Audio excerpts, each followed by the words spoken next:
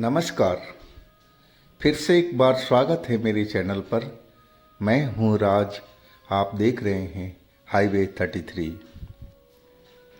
दोस्तों, आज की जो कहानी है एक हमारे सब्सक्राइबर ने भेजा है। उनका नाम लता है।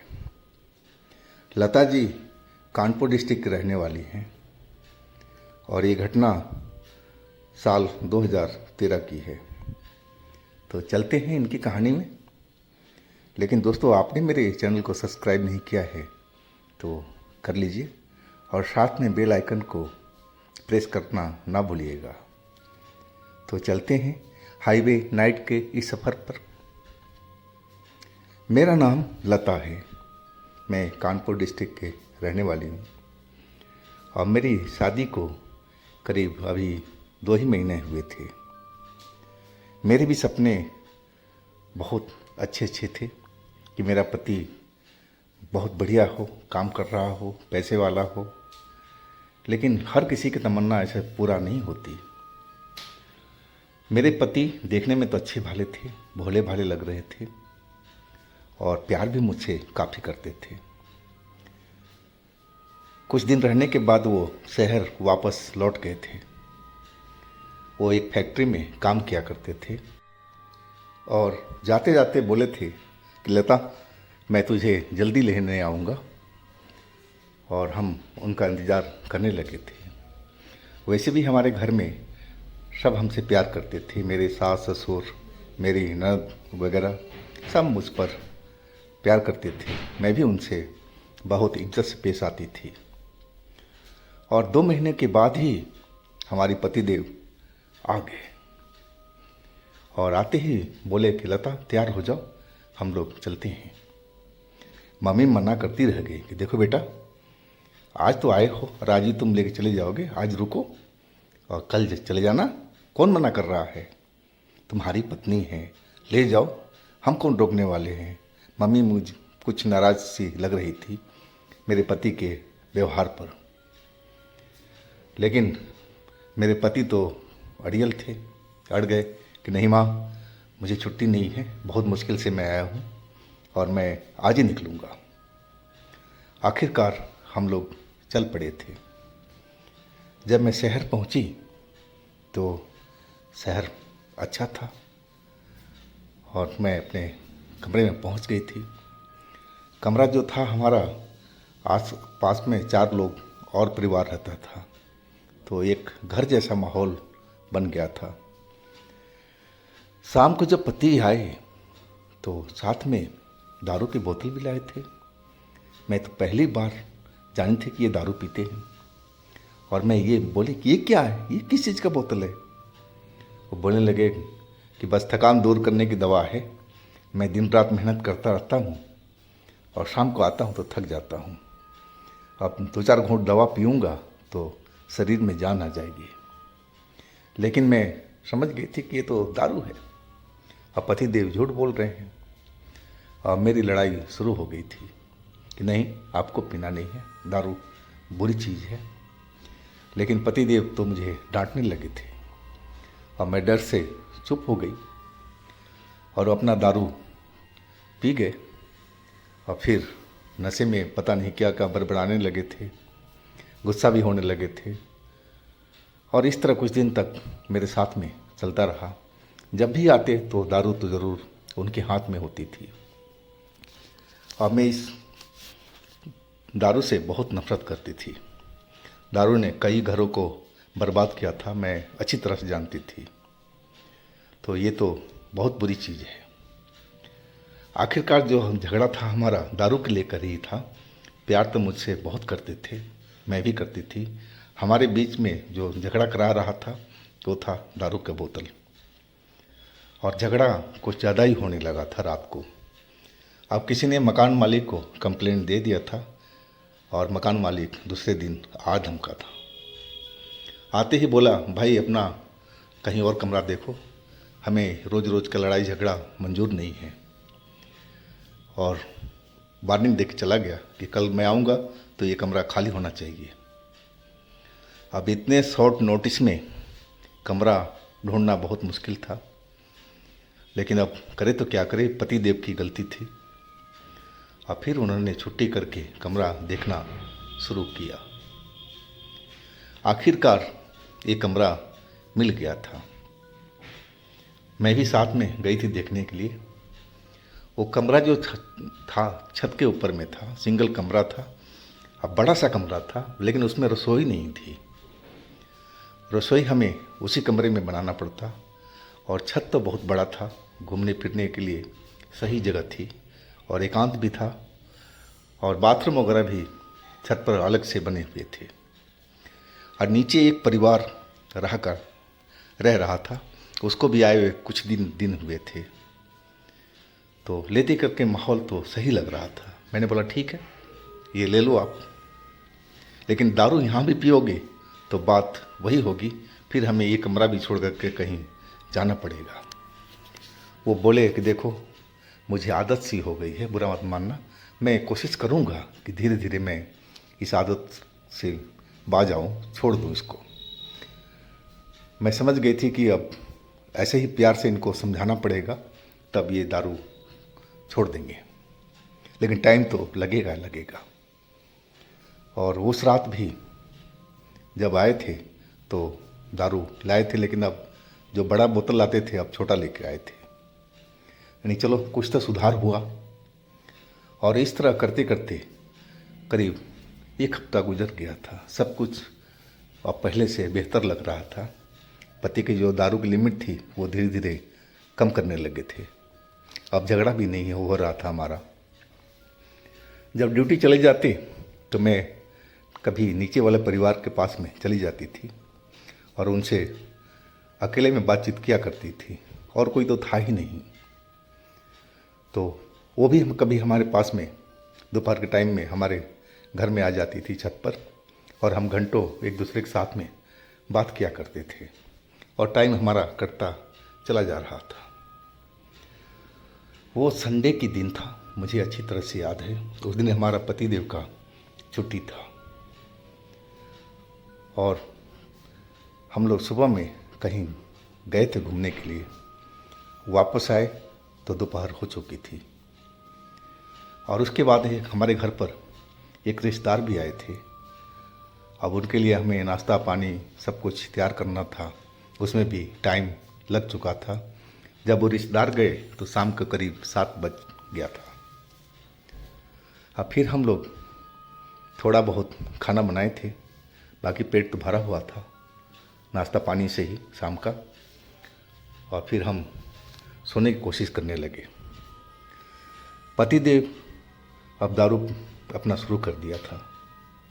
खाना खा रहे थे और दारू का पैक चढ़ा रहे थे। मैं उनकी तरफ देख रही थी, लेकिन अब बोलूँ तो क्या बोलूँ, और बोलूँ तो फिर लड़ाई शुरू हो जाएगी।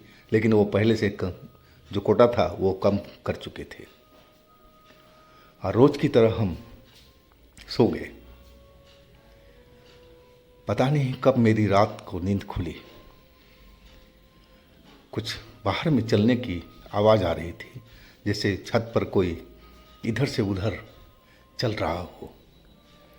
चलने की कदमों की साफ साफ आवाज़ आ रही थी। और मैं अपने पतिदेव को उठाने लगी कि ये देखो ना, लग रहा कि छत पर कोई चल रहा है, कहीं कोई चोर वोर तो नहीं है। लेकिन पति तो नशे में टुल थे, वो जागे नहीं। थोड़ी देर के बाद में जो चलने की आवाज़ें आ रही थी वो रुक सी गई थी। अब बिल्कुल एकदम शांत माहौल हो चुका था। और फिर मैं सोचा कि पता नहीं कौन था छत पर, चलो कल पता किया जाएगा। और मैं फिर सो गई थी। जब मेरी दोबारा नींद खुली तो जैसे मेरे मुंह पर कोई हाथ रख करके और दबाने की कोशिश कर रहा हो। मैं हड़बड़ा के उठी कि कहीं मेरे पतिदेव तो नहीं हैं। लेकिन पतिदेव तो वो सोए हुए थे। और ये जो हाथ था एक काले आदमी का था, जो हमारे खाट के बगल में खड़ा था, और वो काफ़ी लंबा सा दिखाई पड़ रहा था। और वो मेरे मुंह को दबाए हुए था जोर से कि मैं चीख ना पड़ूं। अब उसकी शक्ल देख करके उसकी डरावनी आंखें, डरावनी शक्ल, काला पूरा शरीर, और मैं तो एकदम दहल सी गई थी डर के मारे। मैं अपने पति को किसी तरह से उठाने की कोशिश करने लगी कि पति मेरा उठ जाए, लेकिन वो तो नशे में टुल थे।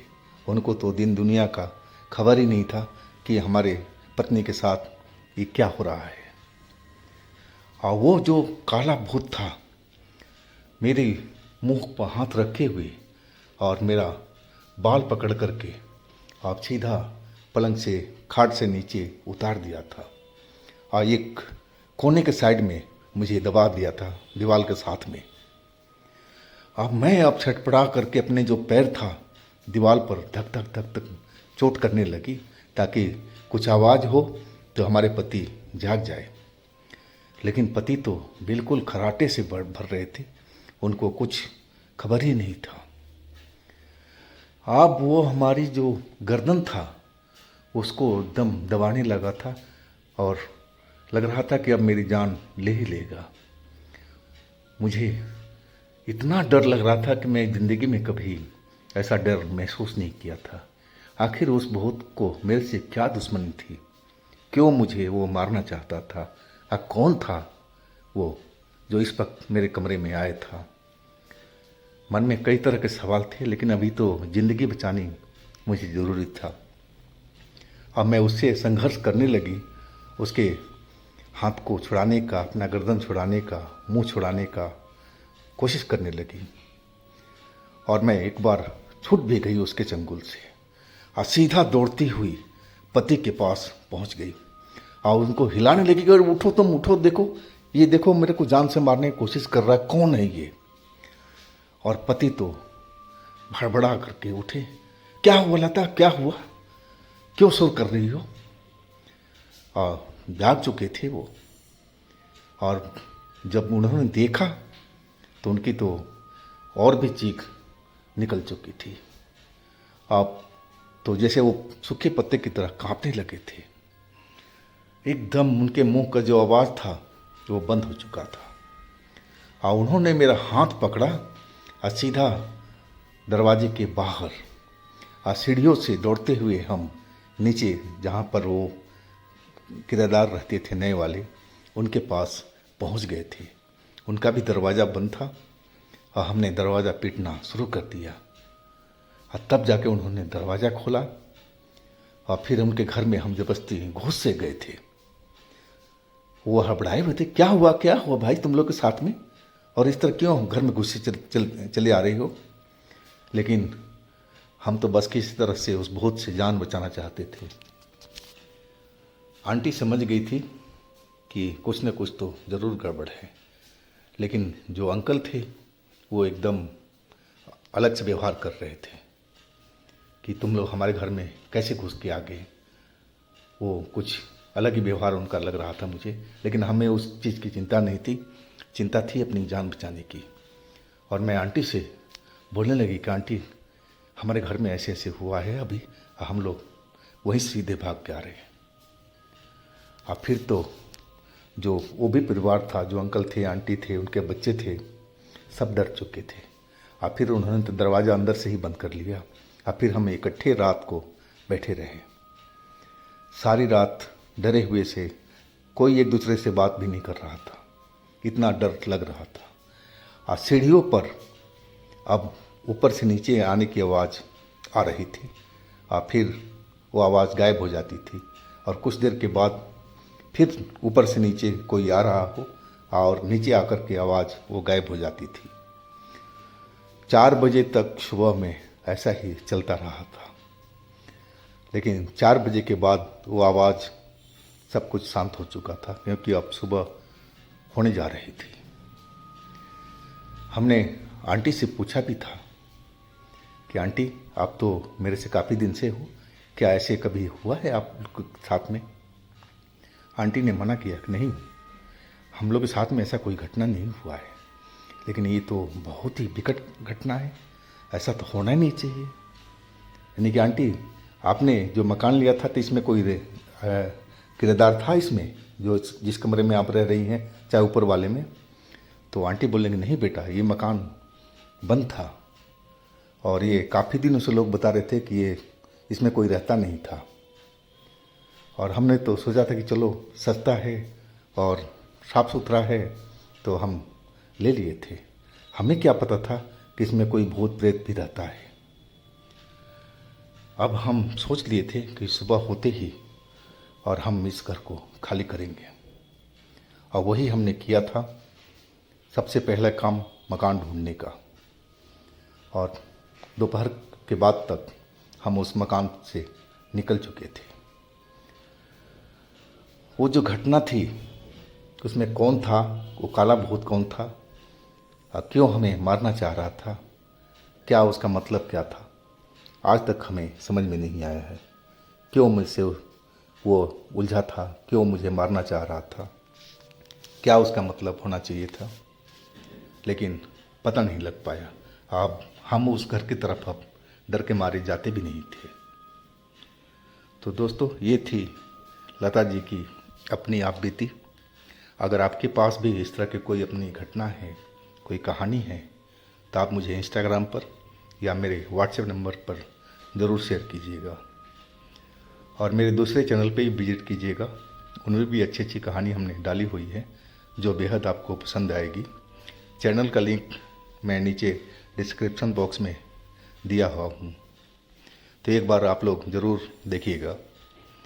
और मेरे इस चैनल को भी सब्सक्राइब कीजिएगा, लाइक कीजिएगा, शेयर कीजिएगा। फिर मिलते हैं अगले दिन एक नई घटना, एक नई कहानी के साथ में। आप लोग अपना बहुत ही ख्याल रखिएगा। नमस्कार।